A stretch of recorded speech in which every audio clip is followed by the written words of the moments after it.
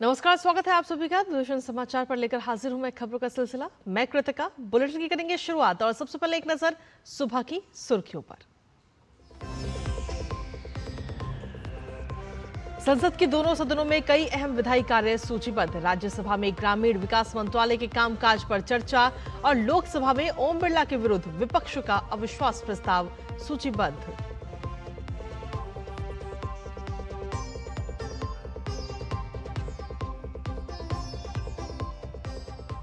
Supreme court में आज पश्चिम Bengal SIR के दौरान वोटर लिस्ट से हटाए गए लोगों की याचिका पर अहम सुनवाई।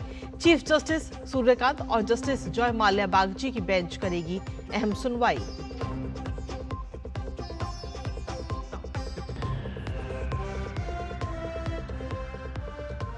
केंद्र सरकार ने दिए तेल रिफाइनरियों को एलपीजी उत्पादन बढ़ाने और अतिरिक्त उत्पादन को घरेलू उपयोग के लिए उपलब्ध कराने के निर्देश। ईंधन आपूर्ति में मौजूदा भू राजनीतिक व्यवधानों के मद्देनजर उठाया गया कदम।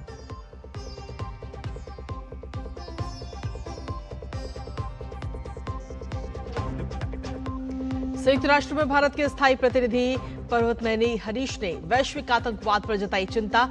अफगान इलाके में हुई हवाई हमलों की भी कड़ी निंदा।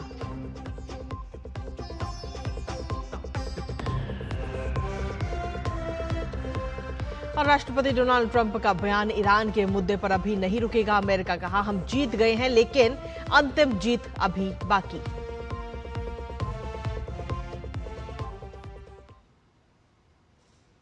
तो ये थी प्रमुख सुर्खियां और अब खबरों में बात विस्तार से। संसद के बजट सत्र के दूसरे चरण का आज दूसरा दिन है। आज दोनों ही सदनों में कई अहम कार्य सूचीबद्ध हैं। लोकसभा में आज अध्यक्ष ओम बिरला को हटाने का संकल्प लाने की अनुमति ली जाएगी। कांग्रेस के 3 सांसद मोहम्मद जावेद, के सुरेश और मल्लू रवि ये प्रस्ताव रखेंगे। लोकसभा में ये भी कल भी सूचीबद्ध था, लेकिन विपक्षी दल इस पर चर्चा करने से बचते रहे।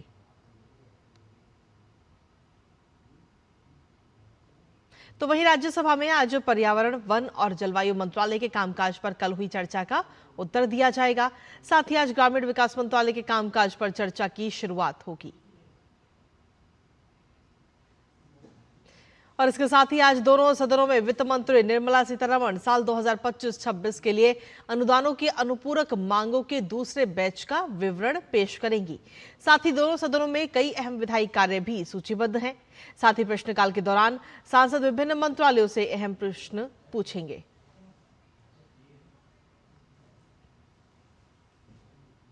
तो वहीं संसद के बजट सत्र के दूसरे चरण का पहला दिन विपक्ष के हंगामों से भरा रहा। सोमवार को लोकसभा में अध्यक्ष ओम बिरला के खिलाफ विपक्ष द्वारा लाए गए अविश्वास प्रस्ताव पर चर्चा होनी थी, लेकिन विपक्ष के लगातार हंगामे के चलते लोकसभा कई बार के स्थगन के बाद दिन भर के लिए स्थगित हो गई। अब विपक्षी दल अपने ही लाए अविश्वास प्रस्ताव पर चर्चा न करके पश्चिम एशिया की स्थिति पर तुरंत चर्चा की मांग कर रहे हैं, जिसके बाद सदन में जमकर शोर शराबा हुआ, हंगामा हुआ और शुरुआती हंगामे के बाद राज्यसभा में कुछ विधायी कामकाज देखने को मिला तो बीजेपी ने कांग्रेस और विपक्षी दलों की विरोध पर सवाल खड़े किए। ये रिपोर्ट आपको दिखाते हैं। बजट सत्र के दूसरे चरण में पहले ही दिन संसद के दोनों सदनों में खूब हंगामा देखने को मिला। लोकसभा में विपक्षी दल स्पीकर ओम बिरला के खिलाफ अविश्वास प्रस्ताव तो लेकर आए, लेकिन चर्चा में हिस्सा लेने से बचते रहे, जिसके चलते सदन की कार्यवाही को कई बार स्थगित करना पड़ा। दरअसल कांग्रेस सहित सभी विपक्षी दल अपने ही अविश्वास प्रस्ताव के खिलाफ स्थगन प्रस्ताव लाकर मध्य एशिया के मुद्दे पर चर्चा की मांग करने लगे। विपक्ष के इस रवैये पर संसदीय कार्य मंत्री किरण रिजिजू सहित पूरे सत्ता पक्ष ने निशाना साधते हुए कहा कि विपक्ष को पता ही नहीं है कि उसे करना क्या है। उन्होंने कहा कि विपक्ष जो प्रस्ताव लेकर आया है, सत्ता पक्ष उस पर चर्चा करने के लिए तैयार है, लेकिन विपक्ष उससे भाग रहा है। मुझे लगता है कि विपक्ष पार्टी खुद कंफ्यूजन में है। विपक्ष के लोगों को पता ही नहीं कि वो क्या करना चाहते हैं। सबसे पहले तो वो स्पीकर के खिलाफ अविश्वास प्रस्ताव का एक नोटिस देता है और वो नोटिस पेंडिंग है। उस समय वो दूसरा नोटिस देते हैं, फिर एडजॉर्नमेंट का। एक बेसिक डेकोरम होता है संविधान का,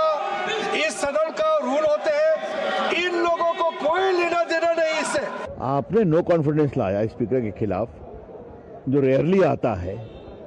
स्पीकर साहब ने पूरी गरिमा का परिचय देते हुए एक त्रुटिपूर्ण प्रस्ताव को भी स्वीकार कर लिया और कोई कानूनी आवश्यकता नहीं है, फिर भी वो सदन में प्रेजाइड नहीं कर रहे हैं। आज हम लोग बहस के लिए तैयार हैं, कांग्रेस के तमाम फालतू तर्कों का जवाब देने के लिए तैयार हैं और वो भागे हुए हैं।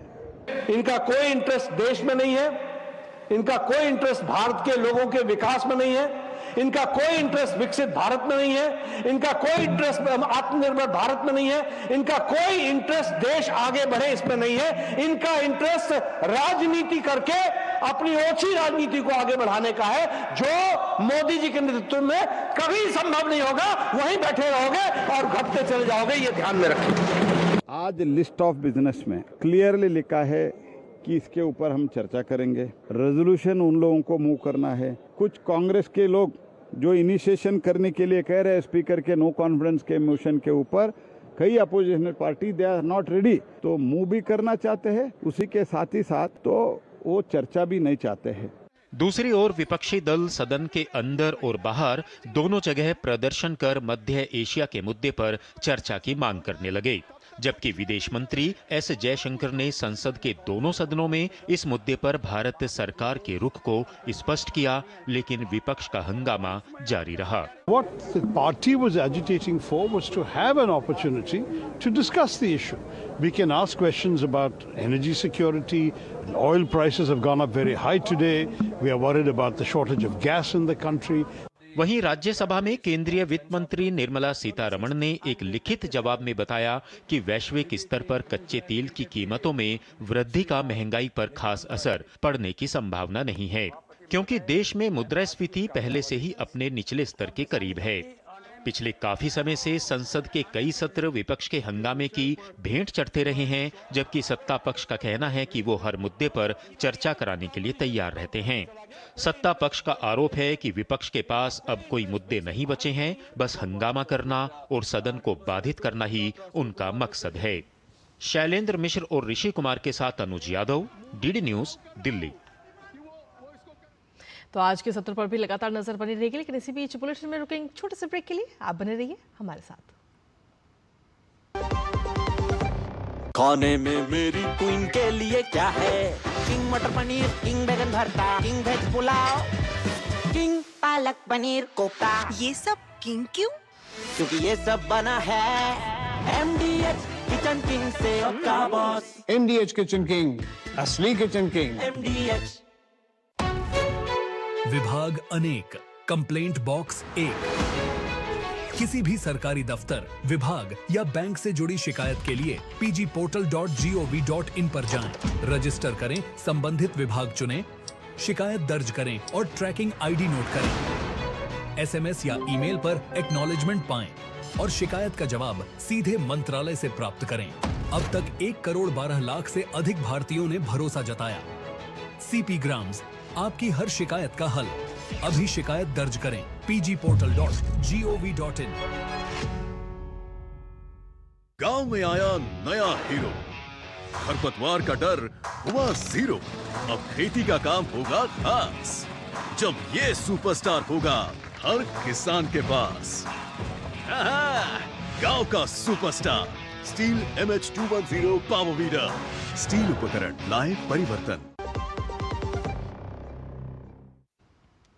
और ब्रेक के बाद एक बार फिर से स्वागत है आप सभी का। खबरों में आगे बढ़ते हुए बात अब पश्चिम बंगाल की करते हैं, जहां स्पेशल इंटेंसिव रिवीजन यानी SIR के दौरान मतदाता सूची से नाम काटे जाने के खिलाफ दायर याचिका पर सुप्रीम कोर्ट में आज अहम सुनवाई होनी है। चीफ जस्टिस सूर्यकांत और जस्टिस जयमाल्या बागची की पीठ इस नई याचिका पर आज विचार करेगी। वरिष्ठ वकील मेनका गुरुस्वामी ने कोर्ट के समक्ष दलील दी थी कि जिन पुराने मतदाताओं के नाम काटे गए हैं वो पहले वोट डाल चुके हैं, लेकिन अब उनके दस्तावेज स्वीकार नहीं किए जा रहे। इससे पहले 24 फरवरी को शीर्ष अदालत ने 80 लाख दावों और आपत्तियों को निपटाने के लिए भारी संख्या में अतिरिक्त न्यायिक अधिकारियों की तैनाती को मंजूरी दी थी। तो वहीं पश्चिम बंगाल में होने वाले विधानसभा चुनाव से पहले केंद्रीय चुनाव आयोग की फुल बेंच चुनाव तैयारियों का जायजा लेने के लिए सोमवार को कोलकाता पहुंची और चुनाव आयोग ने सभी राजनीतिक दलों के प्रतिनिधियों से बैठक कर जहां उनके विचार जाने, तो वहीं शांतिपूर्ण, सुरक्षित और निष्पक्ष तरीके से चुनाव कराने का भरोसा भी जताया। पश्चिम बंगाल में जो कुछ भी घट रहा है वो लोकतांत्रिक व्यवस्था पर गहरी ठेस की तरह है। एसआईआर प्रक्रिया का विरोध, चुनाव आयोग पर बेतुके आरोप और राष्ट्रपति की अवहेलना के बाद लोकतांत्रिक मूल्यों को लेकर ममता सरकार घेरे में है। वहीं तमाम अवरोधों के बीच सोमवार को कोलकाता में केंद्रीय चुनाव आयोग की फुल बेंच और राजनीतिक दलों की बैठक हुई। बैठक में मुख्य चुनाव आयुक्त ज्ञानेश कुमार, चुनाव आयुक्त डॉक्टर सुखबीर सिंह संधू और चुनाव आयुक्त डॉक्टर विवेक जोशी ने कोलकाता में पश्चिम बंगाल के मुख्य निर्वाचन अधिकारी और आयोग के वरिष्ठ अधिकारियों के साथ मान्यता प्राप्त राष्ट्रीय और राज्य स्तरीय राजनीतिक दलों के प्रतिनिधियों के साथ बैठकें की। बैठक में विभिन्न राजनीतिक दलों के प्रतिनिधियों से चुनाव संबंधी तैयारियों, व्यवस्थाओं और अन्य महत्वपूर्ण मुद्दों पर चर्चा की गई। इस अवसर पर चुनाव आयोग के अधिकारियों ने राजनीतिक दलों के सुझावों को भी सुना और उन्हें भरोसा दिलाया कि आगामी चुनाव प्रक्रिया को स्वतंत्र, निष्पक्ष और पारदर्शी तरीके से संपन्न कराया जाएगा। हालांकि इससे पश्चिम बंगाल दौरे पर पूरी बेंच के साथ पहुंचे मुख्य चुनाव आयुक्त ज्ञानेश कुमार को भारी विरोध का सामना करना पड़ा। टीएमसी कार्यकर्ताओं ने चुनाव आयुक्त के खिलाफ नारे लगाए, उन्हें काले झंडे दिखाए। सीईसी की सुरक्षा में भारी फोर्स तैनात की गई थी। प्रदर्शनकारियों को दूर रखने के लिए बैरिकेड्स भी लगाए गए थे। वहीं सर्वदलीय बैठक से बाहर निकलने के बाद भाजपा प्रतिनिधिमंडल की ओर से जगन्नाथ चट्टोपाध्याय ने बताया कि बैठक में भाजपा की ओर से 16 सूत्री मांग पेश की गई है। राज्य में हिंसा मुक्त और भय मुक्त माहौल में चुनाव कराने को सुनिश्चित करने के लिए भाजपा ने मुख्य चुनाव आयुक्त ज्ञानेश कुमार के सामने ये मांग रखी।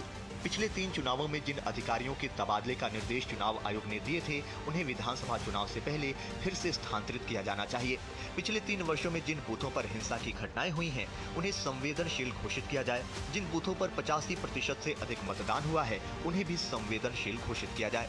पर्याप्त संख्या में केंद्रीय बलों की तैनाती की जानी चाहिए। चुनाव आयोग के नियमों के अनुसार बहुमंजिला इमारतों में भी मतदान केंद्र स्थापित किए जाने चाहिए। पोलिंग एजेंटों को मतदान कक्ष से बाहर रखने की व्यवस्था की जाए। वहीं एसआईआर प्रक्रिया रुकवाने में विफल रहे और लगातार विरोध में उतरे तृणमूल नेताओं का बैठक के दौरान भी कई मुद्दों पर चुनाव आयोग पर गुस्सा फूट पड़ा, जिसके कारण सत्ताधारी तृणमूल कांग्रेस और मुख्य चुनाव आयुक्त ज्ञानेश कुमार के बीच तीखी नोक-झोंक हुई। बैठक से बाहर निकलते ही तृणमूल के वरिष्ठ नेता और मंत्री चंद्रिमा भट्टाचार्य ने मुख्य चुनाव आयुक्त पर आरोपों की झड़ी लगा दी। हिंसा मुक्त और भय मुक्त परिवेश में बंगाल में चुनाव कराने के लिए इलेक्शन कमीशन का 16 दफा अपना मेमोरेंडम जमा किया है और effective utilisation of the central force और यहाँ का जो प्रदेश का जो तंत्र है, सरकारी तंत्र, इसको न्यूट्रलाइज करने के लिए उनको प्रयास करने के लिए कई दफा हमने सुझाव दिए हैं। हमको बोले कि आप शाउट मत कीजिए। अरे हम लोग तो शाउट करने के लिए नहीं गए। अगर हमारा गला का जोर है तो हम जोर से ही बोलेंगे। वो खुद बोलते हैं और किसी को बोलने तो नहीं देते। वहीं भाजपा ममता सरकार पर पश्चिम बंगाल दौरे पर आई आयोग की टीम का सहयोग न करने का आरोप लगा रही है। निर्वाचन कमीशन जो काम कर रहा है, बंगाल में जल्दी से जल्दी चुनाव हो और वोटर लिस्ट फेयर हो जाए, जल्दी तैयार हो जाए, इसके लिए। लेकिन ममता बनर्जी और उनकी सरकार, उनके कर्मचारियों का लगातार असहयोग के कारण ये लंबित हुआ है। अभी देखिए, मजिस्ट्रेट नहीं है, कर्मचारी नहीं है, दूसरे प्रदेश से ला करके एसआईआर को पूरा किया जा रहा है। तो ममता बनर्जी किस बात के लिए है? खाली धरना देने के लिए? मुझे लगता है कि मई के बाद तो परमानेंटली धरना देना पड़ेगा। पश्चिम बंगाल की मुख्यमंत्री ममता बनर्जी लगातार 3 बार से राज्य की मुख्यमंत्री हैं, लेकिन अब उनकी पकड़ जनता पर ढीली पड़ती जा रही है। इसका गवाह बन रहा है उनका धरना प्रदर्शन। ममता बनर्जी के धरना स्थल पर अपेक्षित भीड़ नहीं जुटने से सियासी चर्चा तेज हो गई है। चुनाव आयोग और एसआईआर मुद्दे को लेकर आयोजित इस धरने में सीमित संख्या में ही समर्थक दिखाई दिए। मंच के सामने कई कुर्सियां खाली नजर आईं। आलम यह है कि टीएमसी के कार्यकर्ता भी धरना स्थल पर नहीं पहुंच रहे। विपक्षी दलों ने इसे लेकर तंज कसते हुए कहा कि जनता का समर्थन अब पहले जैसा नहीं रहा। वहीं तृणमूल कांग्रेस का कहना है कि धरना प्रतीकात्मक विरोध के रूप में आयोजित किया गया था और पार्टी कार्यकर्ता लगातार इसमें शामिल हो रहे हैं। फुटपाथ में जो पार्टी बना था, वही पार्टी फिर फुटपाथ में आ गया और इसीलिए तृणमूल का भविष्य कुछ नहीं है। ये सारे तृणमूल कार्यकर्ताओं को मालूम हो गया, इसीलिए कोई नहीं आ रहा है। हिंदू मुसलमान सारे इकट्ठा होकर तृणमूल कांग्रेस को हटाएगा। सीपीएम से बुरी हालत तृणमूल कांग्रेस का होगी। केंद्रीय चुनाव आयोग की फुल बेंच ने पश्चिम बंगाल के प्रशासनिक अधिकारियों के साथ भी बैठक की। चुनाव आयोग ने अपने दौरे के बारे में बताया है कि पश्चिम बंगाल में चुनावी तैयारियों का व्यापक आकलन किया है और प्रशासनिक व सुरक्षा इंतजामों की समीक्षा भी की है। बैठक के दौरान राष्ट्रीय और राज्य स्तर की कई राजनीतिक पार्टियों के प्रतिनिधियों से बातचीत कर उनकी राय और सुझाव लिए गए। राजनीतिक दलों ने आयोग द्वारा चलाए जा रहे स्पेशल इंटेंसिव रिवीजन यानी कि SIR अभियान की सराहना करते हुए निर्वाचन आयोग पर भरोसा जताया। पार्टियों ने चुनाव के दौरान मतदाताओं को डराने धमकाने और हिंसा की घटनाओं को रोकने के लिए कड़े कदम उठाने की मांग की। दलों ने बड़ी संख्या में केंद्रीय सशस्त्र पुलिस बल तैनात करने और हर मतदाता की सुरक्षा सुनिश्चित करने पर जोर दिया। मुख्य चुनाव आयुक्त ज्ञानेश कुमार ने आश्वासन देते हुए कहा कि भारत में चुनाव पूरी तरह कानून के अनुसार कराए जाते हैं और पश्चिम बंगाल में स्वतंत्र, निष्पक्ष और पारदर्शी चुनाव सुनिश्चित करने के लिए आयोग कोई कसर नहीं छोड़ेगा। उन्होंने स्पष्ट किया, मतदाताओं या चुनाव कर्मियों के खिलाफ हिंसा और डराने धमकाने की घटनाओं पर शून्य सहिष्णुता की नीति अपनाई जाएगी।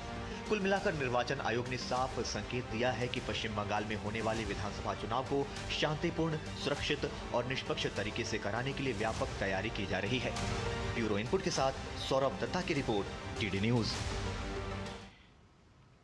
और चलिए इसी के साथ खबरों में आगे बढ़ते हैं। सरकार ने तेल रिफाइनरियों को LPG उत्पादन बढ़ाने और अतिरिक्त उत्पादन को घरेलू उपयोग के लिए उपलब्ध कराने के निर्देश दिए हैं। ये कदम ईंधन आपूर्ति में मौजूदा भू राजनीतिक व्यवधानों और LPG आपूर्ति पर लगी पाबंदियों के मद्देनजर उठाया गया है। इसका एक उद्देश्य देश में LPG सिलेंडर की जमाखोरी और कालाबाजारी पर रोक लगाना भी है।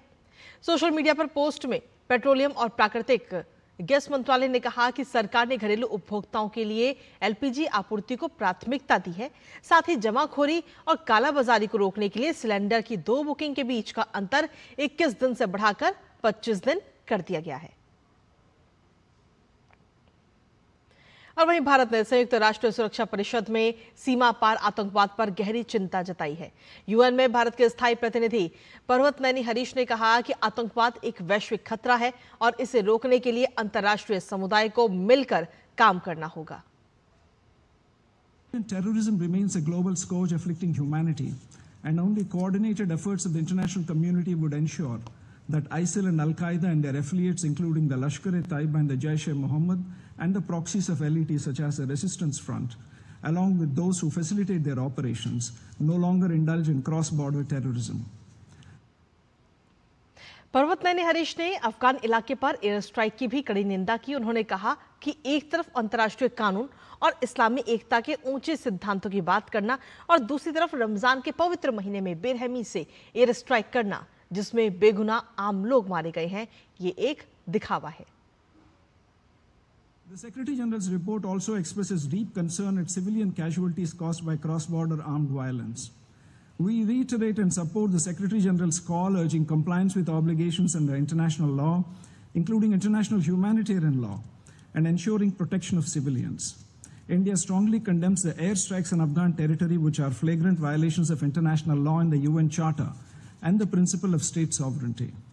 It's hypocritical to espouse high principles of international law and Islamic solidarity on the one hand, while mercilessly carrying out airstrikes during the holy month of Ramadan that have killed 185 innocent civilians as of 6th March, around 55% of whom are women and children, and displaced over 100,000 according to the UNAMA on the other. और चलिए खबरों में आगे बढ़ेंगे। प्रधानमंत्री नरेंद्र मोदी ने नेपाल की राष्ट्रीय स्वतंत्र पार्टी यानी RSP के नेताओं रवि लामिछाने तथा बालेन्द्र शाह से बात की और उन्हें चुनाव में जीत के लिए बधाई दी। प्रधानमंत्री नरेंद्र मोदी ने सोशल मीडिया प्लेटफॉर्म X पर एक पोस्ट किया जिसमें उन्होंने लिखा कि राष्ट्रीय स्वतंत्र पार्टी के अध्यक्ष रवि लामिछाने और RSP के वरिष्ठ नेता बालेन्द्र शाह के साथ फोन पर सौहार्दपूर्ण बातचीत हुई। दोनों नेताओं को उनकी चुनावी जीत और नेपाल चुनावों में RSP की जबरदस्त सफलता के लिए बधाई दी। प्रधानमंत्री ने नई सरकार के लिए शुभकामनाएं व्यक्त की और दोनों देशों की पारस्परिक समृद्धि, प्रगति एवं कल्याण के लिए उनके साथ मिलकर काम करने की भारत की प्रतिबद्धता को भी दोहराया। प्रधानमंत्री ने कहा कि मुझे विश्वास है कि हमारे संयुक्त प्रयासों से आने वाले वर्षों में भारत और नेपाल के संबंध नई ऊंचाइयों को छुएंगे। और आज सावित्रीबाई फुले की पुण्यतिथि है। इस अवसर पर केंद्रीय गृह मंत्री एवं सहकारिता मंत्री अमित शाह ने उन्हें श्रद्धांजलि अर्पित करते हुए सोशल मीडिया प्लेटफॉर्म X पर एक पोस्ट किया जिसमें उन्होंने लिखा, सावित्रीबाई फुले जी ने उस दौर में महिलाओं को शिक्षा से जोड़ने का अभियान शुरू किया जब समाज में अनेक कुरीतियां व्याप्त थीं उन्होंने देश के प्रथम बालिका विद्यालय की स्थापना की और समानता के विचार को जन जन तक पहुंचाया। सावित्रीबाई फुले जी को उनकी पुण्यतिथि पर नमन करता हूं।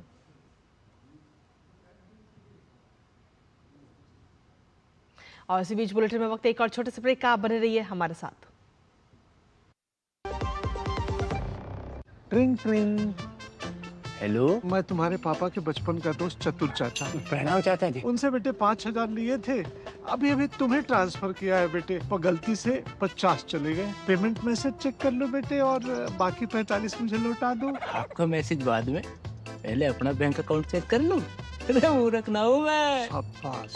यूपीआई कहता है कोई नकली पेमेंट का मैसेज भेजकर पैसे वापस मांगे तो उसे कहो मैं मूर्ख नहीं।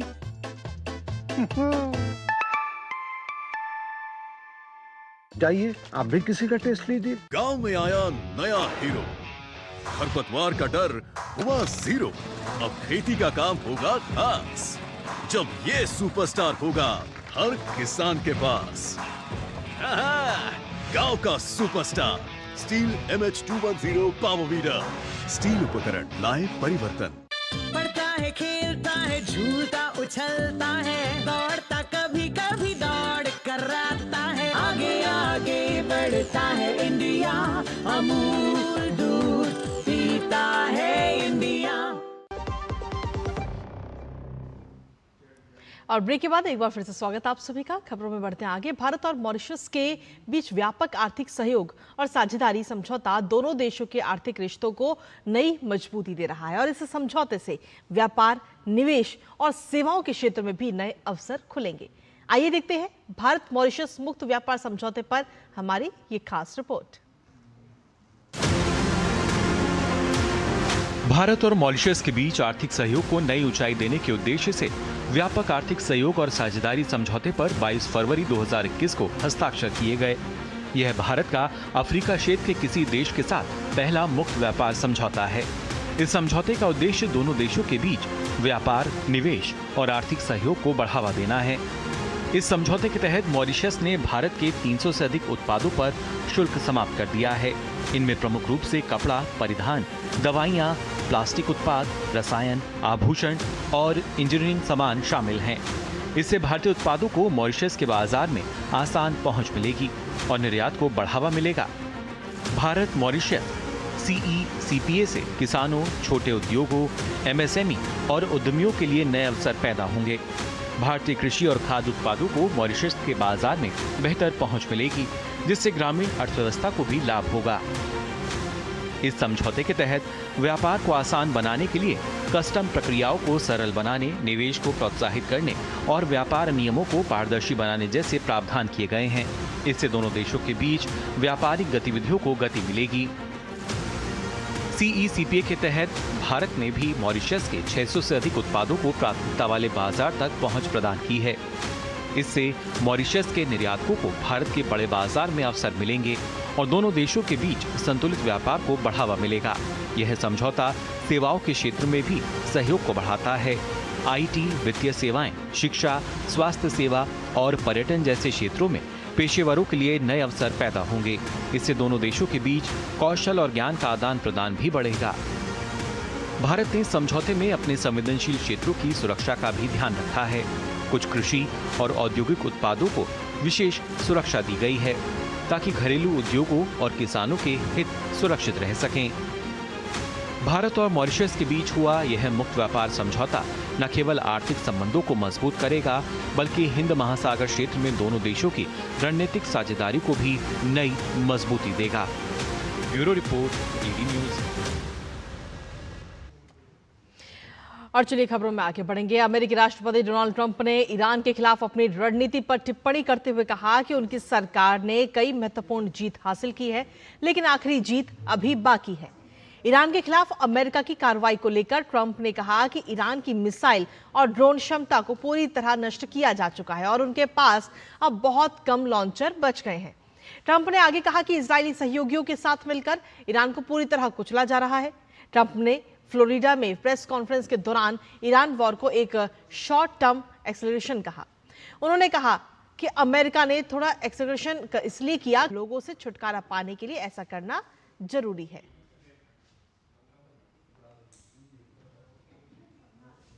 और वहीं ईरान की सेना रिवॉल्यूशनरी गार्ड ने कहा कि पश्चिम एशिया में चल रहे संघर्ष का अंत वो ही तय करेंगे।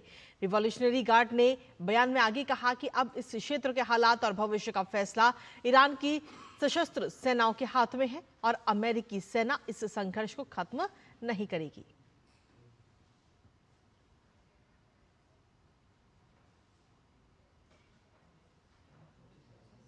और इसी बीच अमेरिकी राष्ट्रपति डोनाल्ड ट्रंप ने अपने रूसी समकक्ष व्लादिमीर पुतिन से बात की। क्रेमलिन के विदेश नीति सलाहकार यूरी उशाकोव ने कहा कि पुतिन ने इस संघर्ष को जल्दी राजनीतिक और कूटनीतिक तरीके से खत्म करने के लिए कुछ सुझाव दिए हैं।